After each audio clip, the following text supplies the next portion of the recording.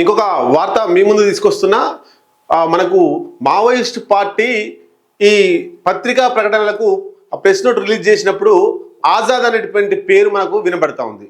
ఆ ఆజాద్ ఎవరు, అతని పేరేంటి, అతను కూడా లొంగిపోయే అవకాశాలు ఉన్నాయని మనకు స్పష్టమవుతుంది.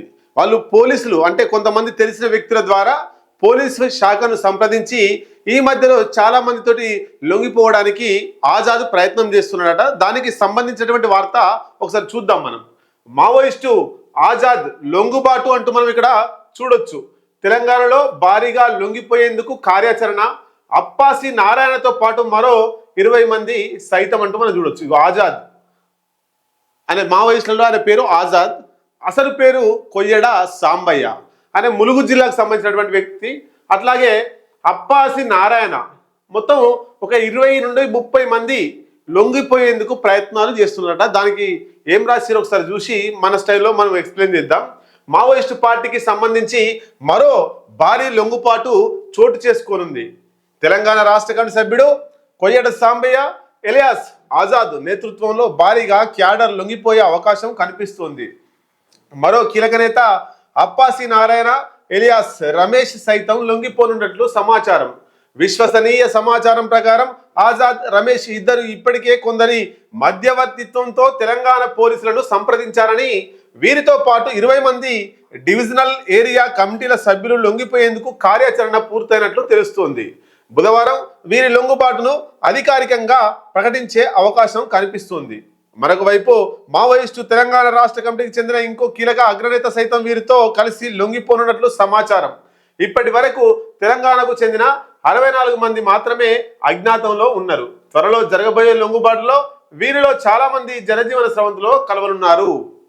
మొన్న మావోయిస్టు పార్టీ ఈస్టు ప్రాంతీయ కమిటీ పేరు మీద ఒక లేఖ బయటకు వచ్చింది. ఆ లేఖ సారాంశం ఏంది? తెలంగాణ రాష్ట్ర కమిటీ ఆల్రెడీ లొంగిపోయింది. ఈ కాల్పుల విరమణ ఎప్పుడైతే 6 నెలలు ప్రకటించిర్రు, అది కేంద్ర కమిటీ తెలియకుండా 6 నెలలు అయిపోయిన తర్వాత మళ్ళీ పొడిగిస్తున్నాం అని చెప్పేసి పై కమిటీల నిర్ణయం లేకుండా వీళ్ళ ఇష్టానుసారమే ఈ ప్రకటన చేసిర్రు.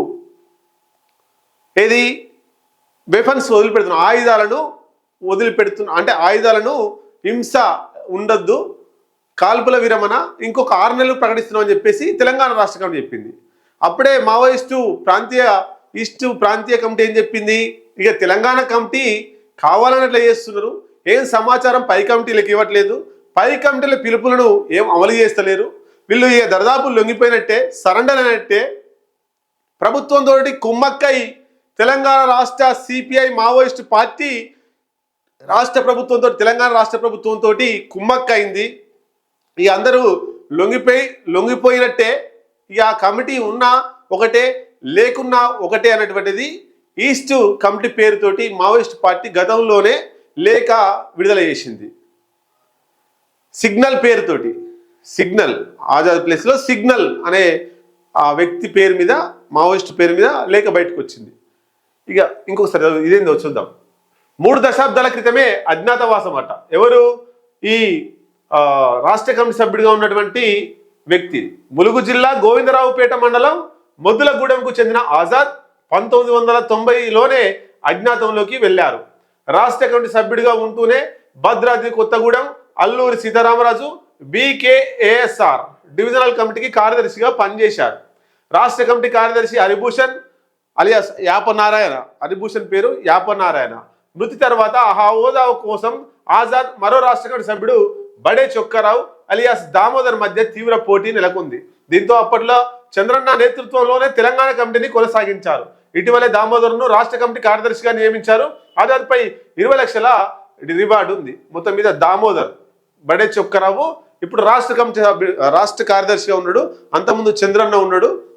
సో ఇప్పుడు ఈ లొంగిపోయేందుకు ఆజాదు కొయ్యడ సాంబయ్య ములుగు జిల్లాకు సంబంధించినటువంటి వ్యక్తి 1995లోనే అజ్ఞాతంలోకి వెళ్ళిండు. ఇదంతా జరుగుతున్న నేపథ్యంలో ఇక మావోయిస్టు పార్టీకి కొత్త రూటును కనుగొన్నది ఈ మొన్న లొంగిపోయినటువంటి ఆశన్న, తక్కెళ్ళిపల్లి వాసుదేవరావు, అట్లాగే ఆయన పేరు వేణుగోపాల్, మల్లోజుల వేణుగోపాల్. ఈ ఇద్దరు కూడా కేంద్రం, పోలీసు, కేంద్ర ప్రభుత్వం ఆ నిర్ణయంలోనే వీళ్ళిద్దరు పనిచేస్తున్నారు. వాళ్ళిద్దరు లొంగిపోయినట్టుగానే మిగతా వాళ్లకు లొంగిపోవడానికి వాళ్ళొక్క మార్గదర్శకంగా నిలుస్తున్నారు. మొత్తం మీద ఇదివరదాకా మావోయిస్టులకు పోతే సస్తే ఎన్కౌంటర్లో కావాలి, లేకపోతే అజ్ఞాతంలో గడిపాలి. ఇప్పుడు కొత్త తరహా విధానం వచ్చింది. ఏంది? లొంగిపోవాలి. లొంగిపోతే నాకు ఒకరికే ఇష్టం లేదనుకోండి, నేను ఒకరిని లొంగిపోవాలి. కానీ ఒక 10-20 మంది, 50 మంది, 100 మంది, 200 మందిని తీసుకొచ్చి లొంగిపోతున్నారు. సో ఈ రాష్ట్ర కమిటీ ఉన్నా ఒకటే, లేకున్నా ఒకటే అనేటువంటిది ఆల్రెడీ పై కమిటీ నిర్ణయం చేసింది. టెక్నికల్ టీమ్ ఇన్ఛార్జి రమేష్ కూడానట పెద్దపల్లి జిల్లా రామగుండం మండలం FCI ప్రాంతానికి చెందిన రమేష్ 99లో అజ్ఞాతంలోకి వెళ్లారు. తొలుత ఉమ్మడి కరీంనగర్ జిల్లాలో దళ సభ్యుడిగా పనిచేసి DCMగా ఎదిగారు. తెలంగాణ ఆవిర్భావం తర్వాత మావోయిస్టు పునర్వ్యవస్థీకరణ క్రమంలో ఏర్పడిన JMWC కమిటీ డివిజనల్ కమిటీ సభ్యుడిగా పనిచేశారు. ప్రస్తుతం తెలంగాణ రాష్ట్ర కమిటీ టెక్నికల్ టీమ్ ఇన్ఛార్జిగా ఉన్నారు. రమేష్ పై 5 లక్షల రివార్డు ఉంది. ఇక వీళ్ళు మరి తెలంగాణ రాష్ట్ర కమిటీ ఎందుకు పై రాష్ట్ర కమిటీ తోటి సంబంధాలు లేకుండా వీళ్ళే సొంతంగా నిర్ణయాలు తీసుకుంటారో అర్థం కావడం లేదు. మొత్తం మీద లొంగుబాట్లు ఆల్రెడీ కమిటీని పట్టించుకుంటలేదు. కేంద్ర కమిటీ కావచ్చు, ఈస్ట్ కమిటీ కావచ్చు, ఈ కమిటీలన్నీ కూడా పై కమిటీలు, ఉన్నత స్థాయి కమిటీలు తెలంగాణ కమిటీని పట్టించుకోలేదు. ఎందుకంటే వీళ్ళంతా కూడా పోలీసులకు టచ్లోకి వస్తున్నారు, అట్లాగే ప్రభుత్వానికి టచ్లోకి వస్తున్నారు, లొంగిపోవడానికి ప్రయత్నాలు చేస్తున్నారు. కాబట్టి వీళ్ళతో టచ్లోకి వస్తే అసలు వాళ్ళు దొరుకుతారు. కాబట్టి వీళ్ళతో టచ్లో లేకుండా దూరంగానే ఉంటున్నారు. వీళ్ళతో ఈ ప్రభుత్వాలు కూడా తెలంగాణ రాష్ట్ర కమిటీని కూడా వేణుగోపాలరావును, ఆశలను ఎట్లా చేసిరో వీళ్ళని కూడా కొంతమంది అట్లా లొంగిపోయి కోవట్టుగా మార్చుకొని అసలు నేతలు ఎడరో కనుక్కోవాలని ప్రయత్నం చేస్తే కేంద్ర కమిటీలను కట్ చేసింది, తెలంగాణ రాష్ట్ర కమిటీ కట్ చేసింది. ఇక మాకు సంబంధాలు లేవు, వాళ్ళు మావోయిస్టులే కాదు అనేటువంటిది క్లియర్ కట్గా చెప్పింది. ఇక ఇప్పుడు లొంగిపోయేటువంటి ఈయన ఆజాద్, కోయేడ సాంబయ్య కావచ్చు, లేకపోతే రమేష్ కావచ్చు, వీళ్ళంతా ఇక లొంగిపోయినా ఒకటే, ఉద్యమంలో ఉన్నా ఒకటే, లేకున్నా ఒకటే అనేటువంటిది మావోయిస్ట్ పార్టీ దగ్గర క్లారిటీ ఉంది. సో వీళ్ళు లొంగిపోతే పెద్ద నష్టం వచ్చేది ఏం లేదు మావోయిస్ట్ పార్టీకి. మొత్తం మీద 64 మంది మావోయిస్టులు తెలంగాణ వాళ్ళే ఉన్నారు అని చెప్పారు. లెక్కలు కూడా అట్లా చూపిస్తున్నాయి. 64లో ఇప్పుడు 20 మంది లొంగిపోయేటట్టున్నారు. ఏమవుతుంది? 44 అవుతుంది. మొత్తం పోయినా ఏం ప్రాబ్లం లేదనేది పై కమిటీ నిర్ణయం. సో మావోయిస్ట్ పార్టీ లొంగుబాట్లు ఒకవైపు, ఎన్కౌంటర్లు ఒకవైపు, ఇట్లా ఇబ్బందులకు గురవుతూ మరి దేశవ్యాప్తంగా కీలక నేతలు ముగ్గురే ఈ పార్టీని ప్రస్తుతానికి నడిపిస్తున్నారు. ఒకటి కేంద్ర కమిటీ కార్యదర్శిగా ఉన్నటువంటి తిప్పిరి తిరుపతి అలియాస్ దేవుజీ, అట్లాగే మడావి హిడ్మా, ఇంకొకటి గణపతి. ఈ ముగ్గురే ఇప్పుడు పార్టీకి సిద్ధాంతకర్తలుగా, పెద్ద దిక్కులుగా ఉన్నారు. రాబోయే కాలంలో మరి మావోయిజం ఏమవుతుంది? ఈ తెలంగాణ రాష్ట్ర కమిటీలో ఇంకా లొంగుబాట్లు జరుగుతాయా, లేదా ఎదురొడ్డి నిలిచి ప్రాణాలకు సైతం పోగొట్టుకునేందుకు పార్టీకే అంకితం అవుతారా చూడాల్సిందే.